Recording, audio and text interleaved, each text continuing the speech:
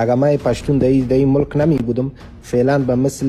به مثل تاجیکستان عکس داریوش است یا از کی را گذاشته به زبان روسی در زیرش نوشته کرده. خب من بودم که در این 200 سال یا 300 سال که میگی زبان درباری اجازه داده بودم. حالی که میگم که به فارسی ضرورت ندارم از خاطر گپای شماست باید دیگه فارسی گلمش جمع شد و نمو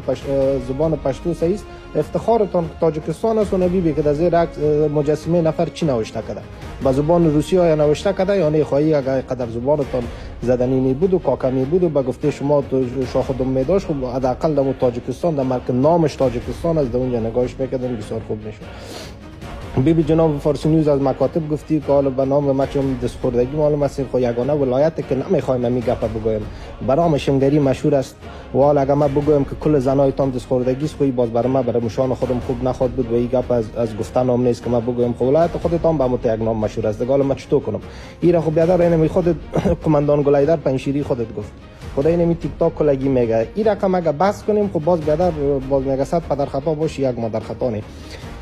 درباره پیشرفت صحبت شد. ها برادر امان الله خان خب پیشرفت می آورد. تو مست شده بودی اسلام نگاه میکردی نه و تو خستی بعد پیشرفت را کلش از بین بردی به نام چرک کی ببخشید ابی بلای کلکانی کی بالا شد در اونجا بعد حکومت چپا کرد و چیز پیشرفت نفر تو بس کرد که تو بودجه جور میکنی بودجه کلمه کفری است خو این کار خود تو کردی. وقت دموکراسی در افغانستان اجرا میشد آخرین شاه افغانستان رو اجرا میکرد قانون را که پاس کرد گفت هیچ کس از خانواده شاهی نه به صدر اعظم شده میتونه و نه بیادر پستای دولتی را گرفته میتونه وزارت ها را در کابینه حق چی را نداره. خوب وقتان به نام گلبدین تو مست بودی وقتی که باز نمی کودتا شد سر چی سر آخرین شاه افغانستان داوود خان که آمد داوود خان خوب پیشرفت می آورد خوب وقتان تو بودی جمع یک چند دانه پشتون دیگه که آمده بودن بیادر میخواستن که اسلام چی کنن اخوانیت آوردن و برادر دی جنجال اگستی دم پیشرفته که گرفته او را برادر خودت هم هستی تنها اینجا کسی تنها پشتون نیست